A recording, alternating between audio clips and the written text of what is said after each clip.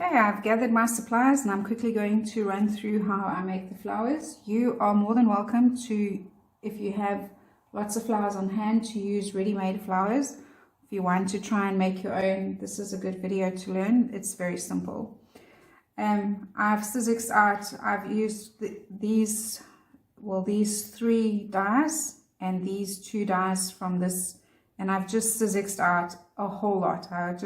Because they don't go to waste. So what I don't use now, I can always keep and use later. So once you've done that, we are going to make some really fun little flowers. Let me just get the ones that I want to show you. Okay, so we're going to make a flower that looks like that. We're going to make some that look like that, and we're going to make some that look like that. We've made them all in a variety of colors, so I'm just going to show you quickly how to make these ones. This one does get a little pearl inside, but I normally put the pearlies in the flowers once they're on the page. But again, that's your personal preference. Okay, so we're going to start by making the leaves. You see, I've already got these ones, getting them ready. So what I do is I take the leaves and I just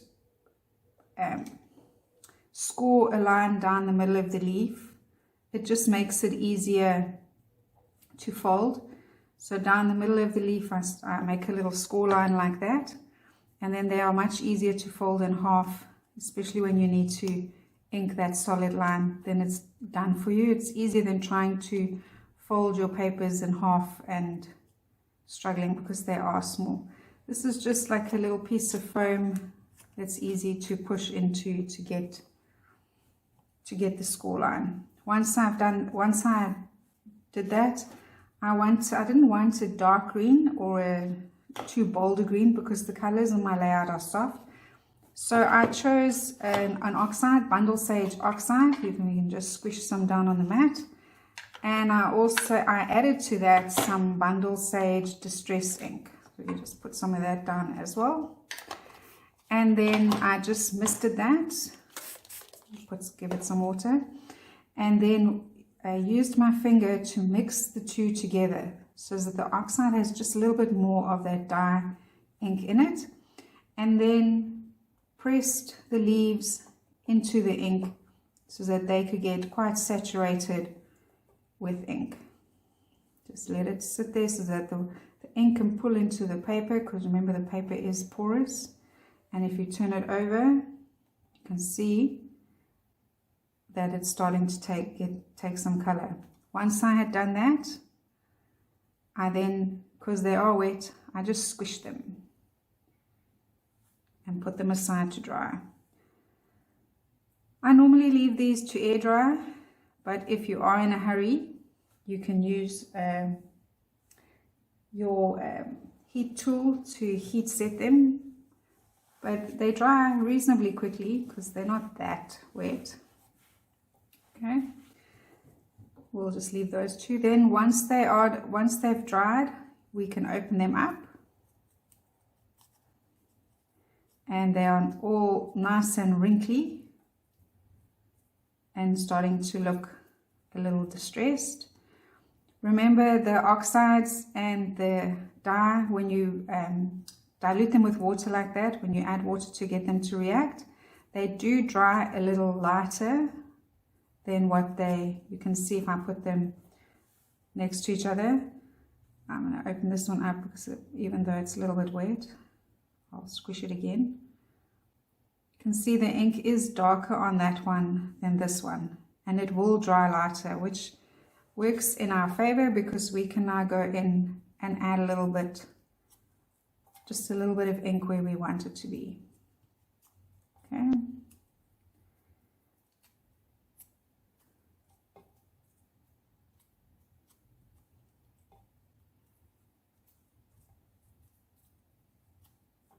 Like that. Okay. And I'm going to go in with a distress ink, bundle sage distress ink, just to add a little bit more color. So I'm going to press it up against my mat. Remember that fold line we made? I'm going to fold that, use that to fold my leaf back in half, and just down the center apply some ink, and you can see that it's going on a lot darker. Again, I'm not too worried about inking a good blend because we can add a little bit of water to that. So let's just get them all folded in half, make a little assembly line. We have less to deal with. It's not so much stop, start, stop, start.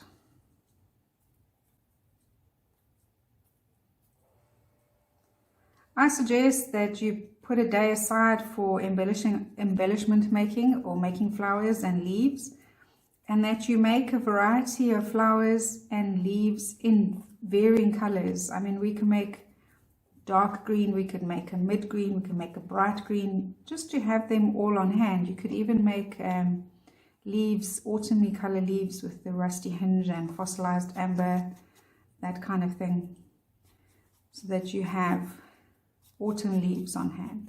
You don't just have to do these ones.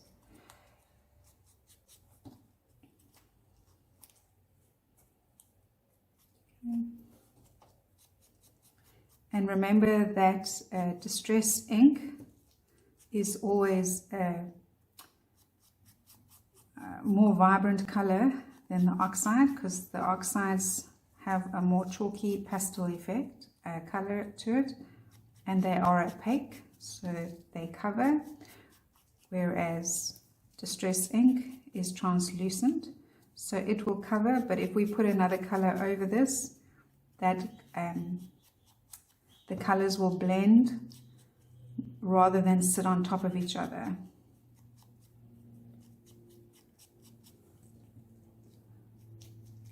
The oxides also blend, but they blend slightly differently, because the oxides have a dye ink in them. Dye and pigment.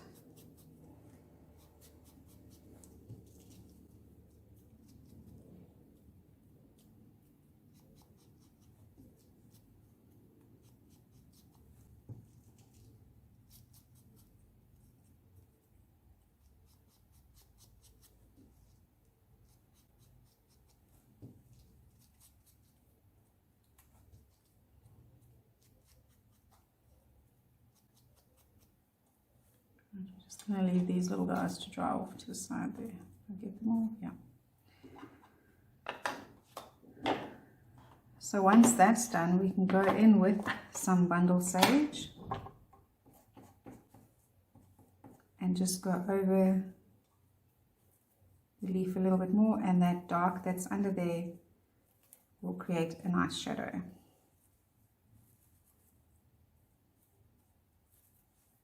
So it's all about building up color to get to the right shade that you're looking for. Because that's a little bit too white, adding the darker color underneath and taking the oxide, which is a little bit lighter, over, picks up on all the little wrinkles that we got from folding, from scrunching up the leaf.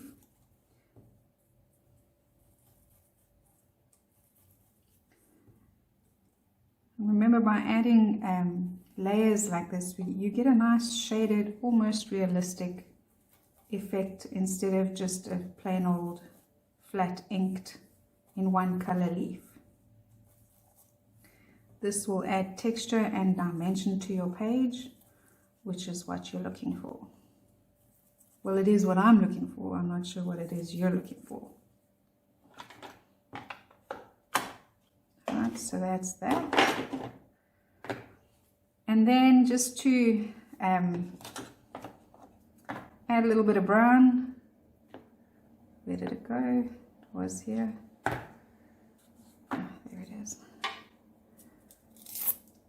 We need to add a little bit of frayed burlap, which has a green blue undertone, so it's not a hard brown. So look how nicely that then blends in with the green that we're busy with, and just adds a little bit of a deeper shade. so it enhances the green that we've already put onto the leaves.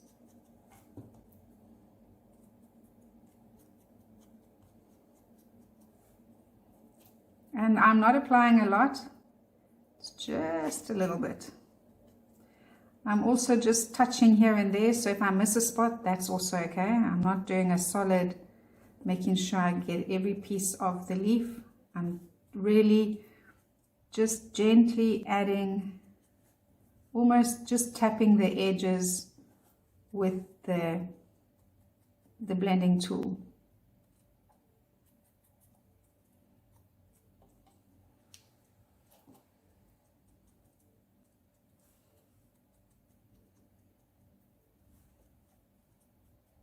I'll slow one down. So I just tap the ink onto the edge, and you get a little bit on here where it's not quite taking, then I will pull it across. So you've got to find what works for you. Bear in mind that my ink pads are well used, so they're not saturated in ink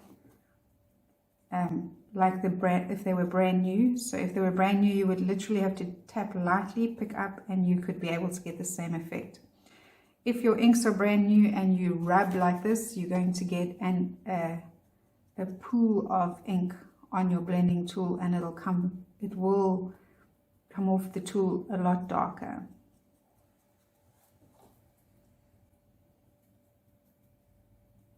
And there we go, last one.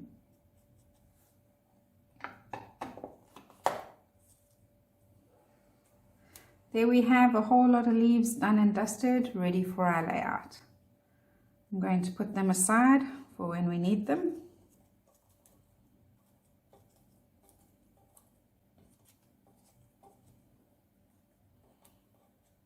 When they go onto the page, I will then turn them so that goes in, and then that'll slide in where it needs to be. Let's put those over there. Clean your inking mat because we're going to start with the flowers. Okay. We'll start by making this one first. I call this my fancy rose. You will need 3 flowers, and then I've drawn with a pencil line where we need to cut in. You're going to take your scissors and you're going to cut in on. You can see how far I've drawn with a pencil line, how far in. You just want to separate the petals. That's all you want to do. Okay, missed one. Okay. Right, so we're just going to separate the petals like that. I've already done those ones. And then I'm going to show you how I used 3 colors to create. So if I show you the colors that I've used, there's the dark one, and this is the tattered rose, that's old paper, and this one is all 3: tattered rose, dried marigold, and abundant coral. So what I did is I first put on some dried marigold around the edges.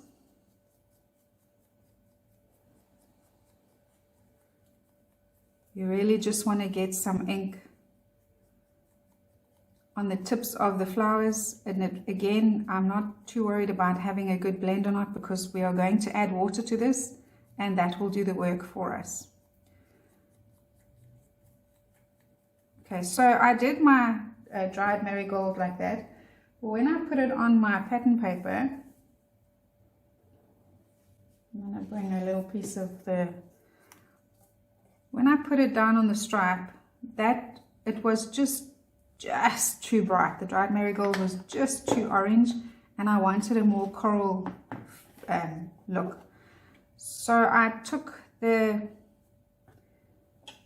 some tattered rose oxide and just inked over that dried marigold.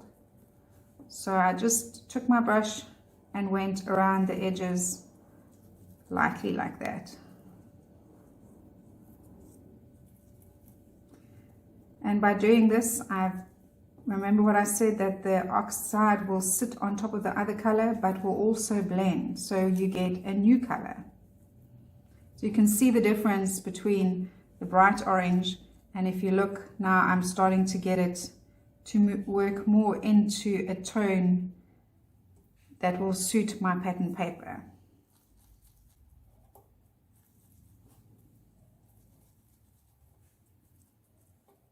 Okay. And then obviously I didn't want it to be too light, so I took my abandoned coral, loaded up with ink, and tapped the sponge onto the paper. I'm not pulling it across, just tapping. And it looks a bit, still looks a bit bright, but once we add the water to this, you'll see how nicely the abandoned coral mixes in with the dried marigold and tattered rose to create that awesome color that is spot on. It's exactly what I want on my pattern paper.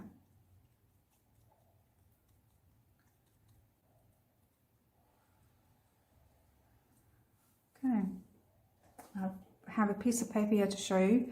So this is if I tap ink onto the side, that's how much comes on. And this is how much ink would come on if I brushed it with the blending tool. You just want a little bit of ink to come on by tapping it, then blending it on. Okay, so you can control the amount of ink better with the tap than if we blended it on. Right, so once I have done that, we're going to mist these with water, and that's what's going to get the color to, you can already see how that red is starting to work nicely into there. And then you will need the back of a paintbrush or a toothpick, or I'd say a society stick. You just want something that you can roll the petal on against. So I pick it up like that and scrunch the petals around the paintbrush, and I'm not pushing the paintbrush into the paper. I'm just using the roundness of the paintbrush to be able to manipulate the petals, to be able to bend them like that. Same as again, I'm not pushing this against here. I'm holding the brush, wrapping the petals around the end of the paintbrush, and using the roundness to be able to manipulate the flower. The same thing, we will do this to all three. And put that aside. Okay, again, I would normally just leave those to dry by themselves while I go move on with the other flowers, but for the sake of today, I'm going to heat set these.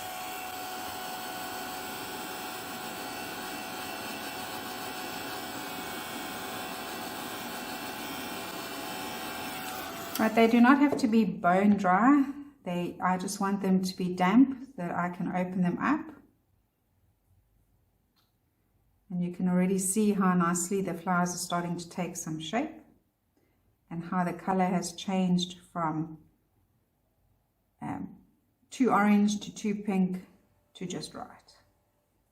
Okay, I use my piercer to hold the flower just while I dry it.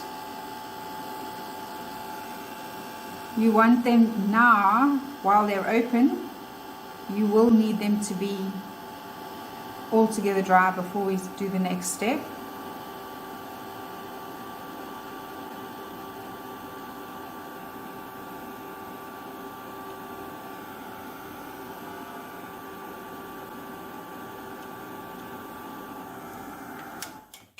Turn them over and dry them from the back.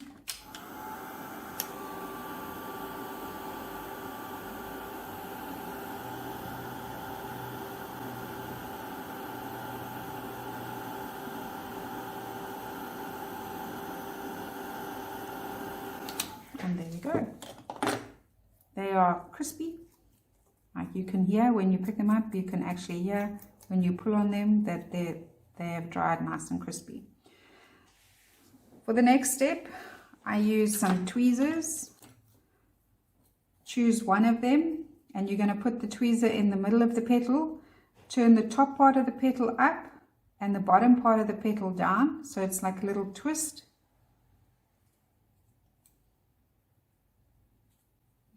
You can see I'm turning the tweezer. I put it in the middle. The top part I hold so that the top part can come up and the bottom part can go down. I just want to create a little twist line in the middle of these petals. I'll show you what it looks like now.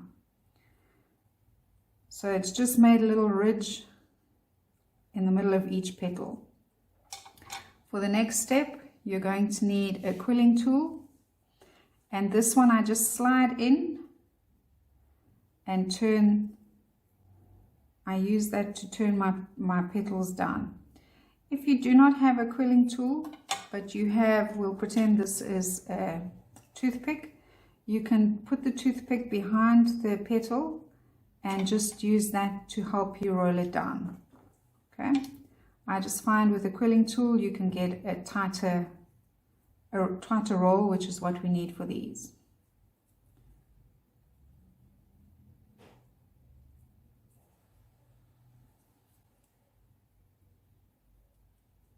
There we go. Then roll them, use your finger, your thumb, to just roll them a little bit more.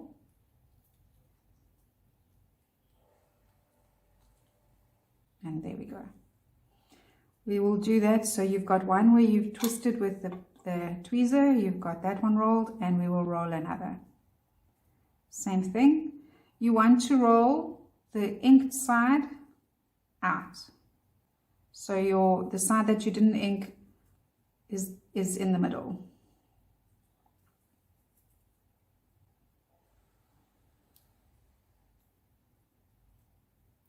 Okay.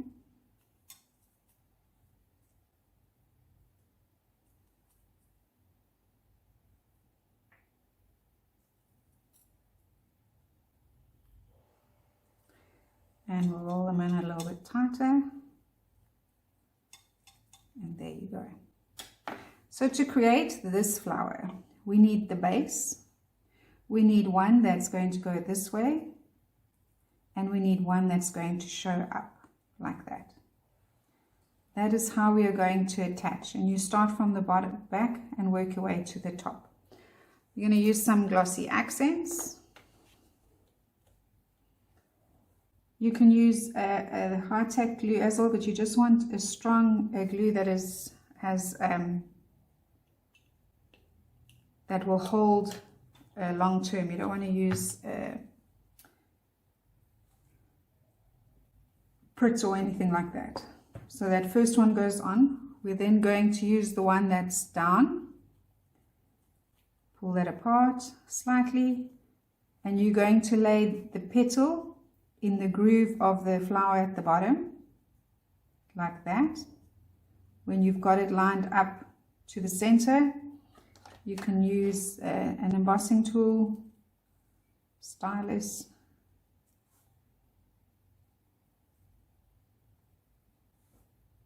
and press that down in place. Give the glue a little bit of time to bond. Then you can take this tool and just work it in the center to be sure that it's stuck down and that these petals are standing up and that you haven't glued them down. Then this is the center of the flower. This is the middle part. We need this part going, so we'll put a little bit of glossy accents in the middle. You're going to do the same thing. The petal is going to lay in the groove of the other petal. You don't want them to lay on top of each other. Let them lay in each other's grooves. Once you're certain, you are again going to push the stylus, embossing stylus in, and just give the glue time to bond, and then work it in. And then these, you can then push, turn each petal in like that. So that's we've separated them and we're getting them to work lay in each other now. So a little bit of a twist, and there you go. There's your flower created. Okay. So go ahead and make a whole bunch of these. You can, once you're done with this, add a little bit of the brown around the edges if you want to, the bottom ones, just to make them stand out. But do differently. This one I've inked all of them with some brown. This one I will only ink the bottom one with some brown. So go ahead and make a whole lot of these. Next up, we're going to make this little guy.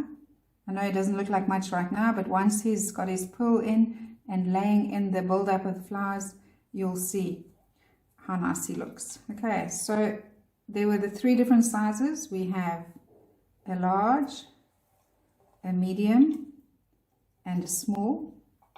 To make these ones, we're going to use the smallest of the petals. Right. You can then use this.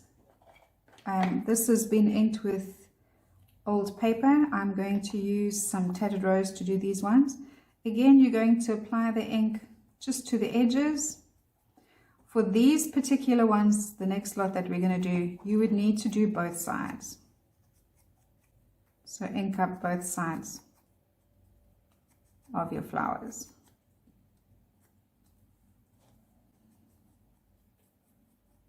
Okay, like that. Do a whole lot so that you can work.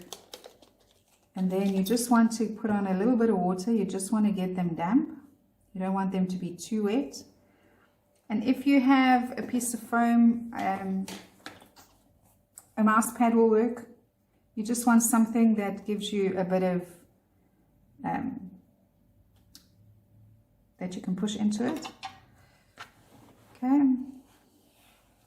So you see I've turned the flower upside down, so the part that I want with the most ink goes down, and you're going to take your embossing stylus and just work on each petal .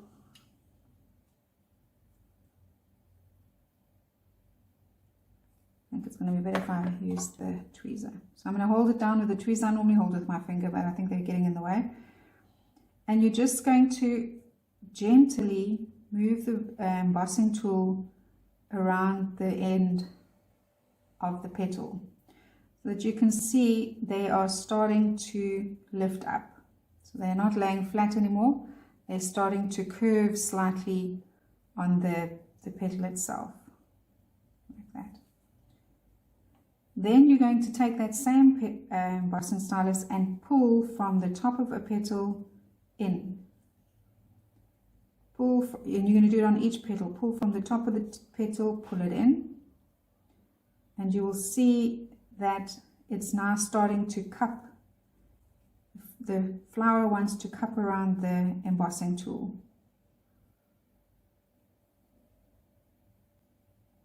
Okay. I then take a bigger stylus, put it in the middle, and just twist it. So turn it, twist it like that, and then work out to the end and come around and twist. You can pick it up and then cup it around the embossing tool a little bit more. We'll take that off. And then again, I would set those off to the side to dry by themselves for the sake of time. And I'll hold it in the middle and just heat set it.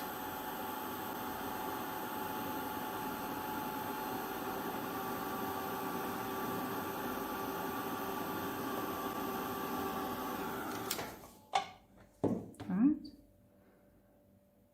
Once that's done, you're going to flatten it with your fingers and push those petals down a little bit and help them, just let them roll in.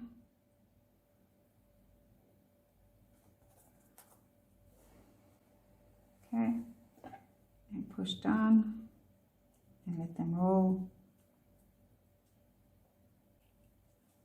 And there we go.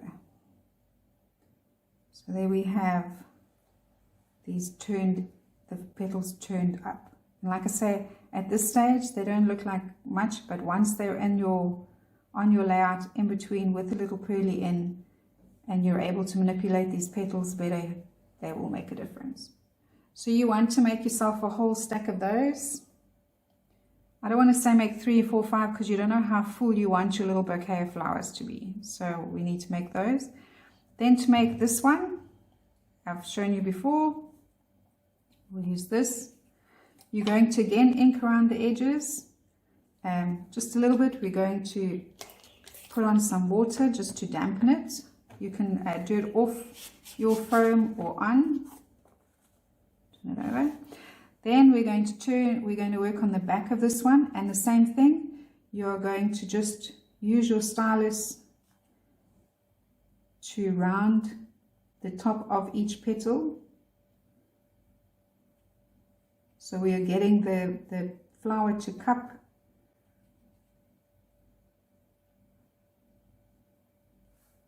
You can see there how it's starting to form a little cup.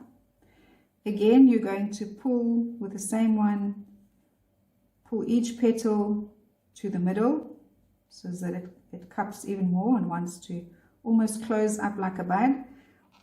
Just give it a bit of a circle at the end, and then we're just going to pop this over. Take the same tool, push, tap down the middle, slide gently, and there we have that. We'll give that a dry.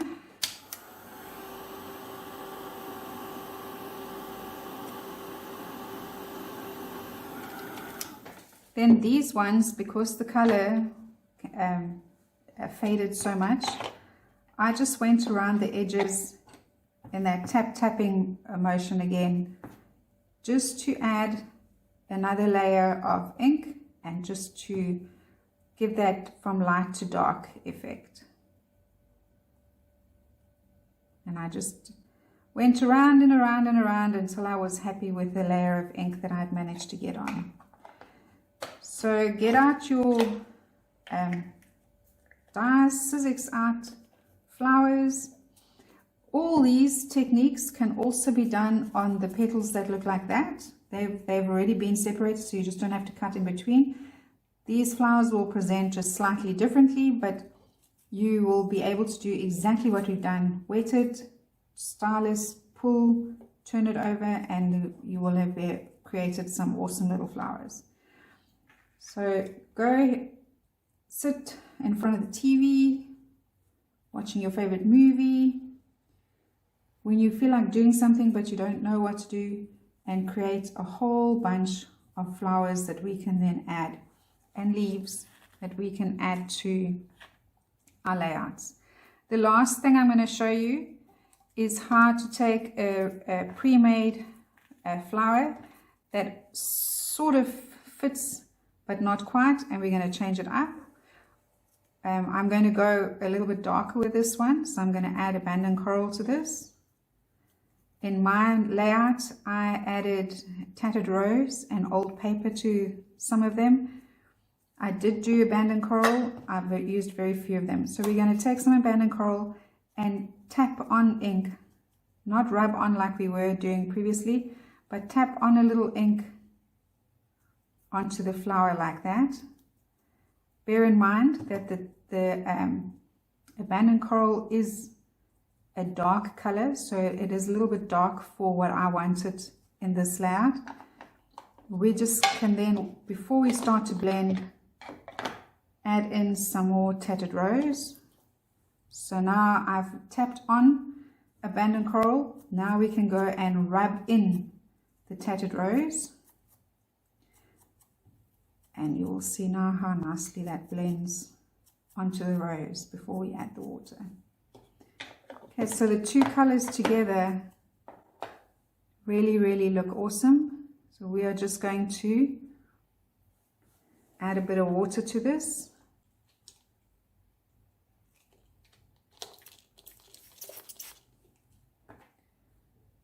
Give that water time to take. And these you could also then heat set if you wanted to, or you could speed it up. You could just leave them to dry by themselves. I generally leave them to dry by themselves because I find that the heat messes with the glue of the flower. So I leave them till they're almost dry, and then I'll just heat them for a short while. But look how nicely those, all this is already starting to look, once we start to put it together, how nice that's going to look. All right, I'll be back in the next video to start assembling.